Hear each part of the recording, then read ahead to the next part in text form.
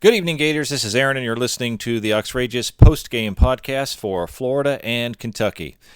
Well, if you're anything like me, you are worn out, put through the ringer tonight.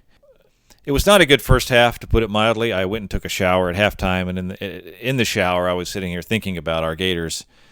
And I was thinking, this team is just they're a middle-of-the-road SEC team. They're an average team. Should they be a top 25 team? No.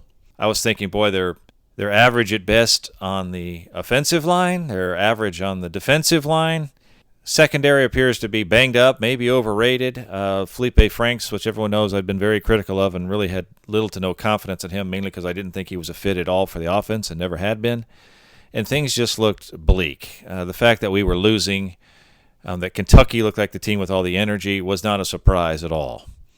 And I really didn't show a lot of emotion through the game because none of it was surprising to me.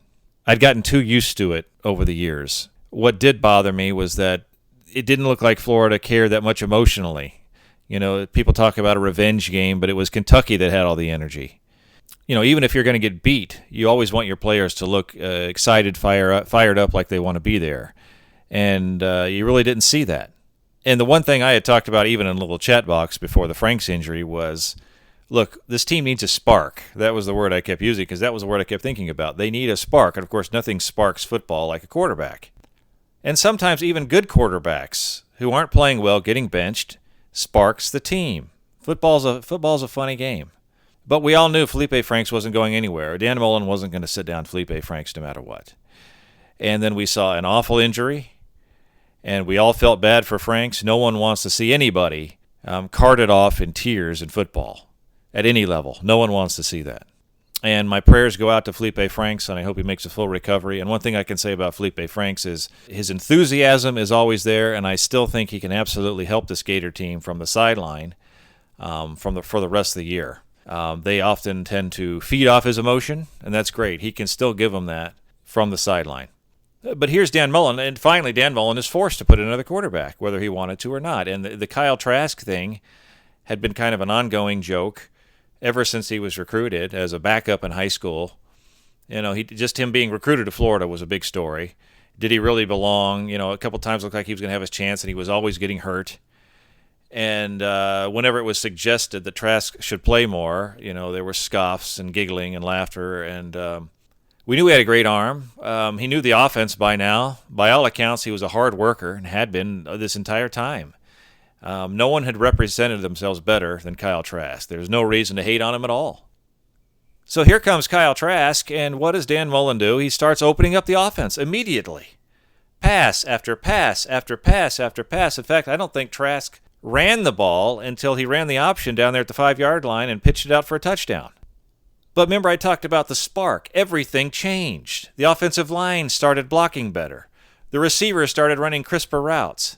Everything changed. The Kentucky defense suddenly looked like deer in the headlights. They didn't know what was coming. It seemed like the entire coaching staff changed what they were doing. Why couldn't they do that with Felipe Franks back there?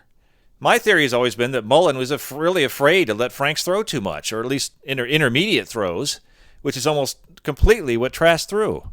For Franks, it was either a pass to the line of scrimmage or 140 yards down the field. Didn't seem to trust him at all in the intermediate stuff. And that's all Kyle Trask threw. And it was great.